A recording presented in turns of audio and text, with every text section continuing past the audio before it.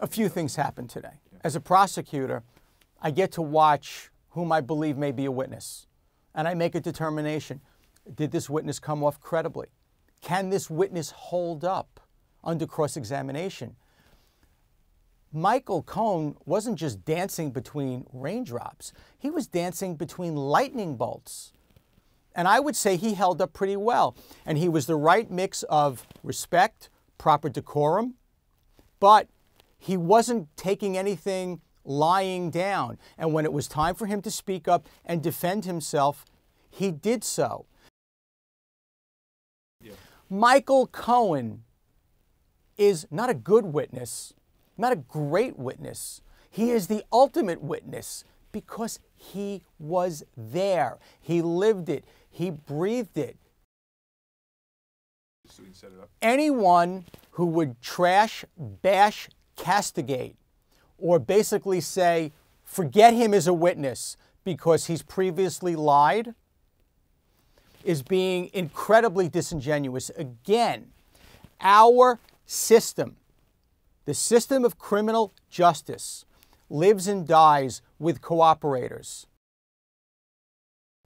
We take the witnesses that we get, and unfortunately, or fortunately, most people who have information about criminal activity do so because they have been involved in, if not other criminal activity, in that criminal activity. And that's what makes them so good as a government witness. Who better than someone who knows?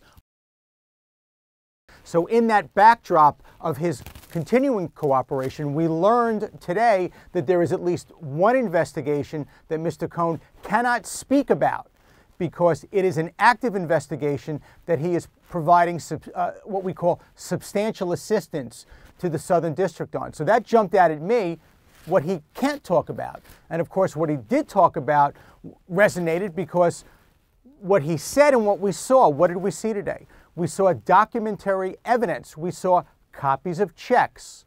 Those checks go directly to the heart of the question of, did the president violate campaign finance laws by paying hush money? And those checks were evidence that, in fact, the president was aware that he was paying money to silence someone who could be hurtful to him, Stormy Daniels. That was done as a result of things that went on while he was running, and as a result, that should have been disclosed. Moreover, the fact that Mr. Cohen acknowledged that the president had a debt to pay to Mr. Cohen should have apparently made its way to a financial disclosure form, which apparently that debt was never in fact disclosed. So we learned what Mr. Cohen didn't tell us. That's important. And we saw real evidence of campaign finance law.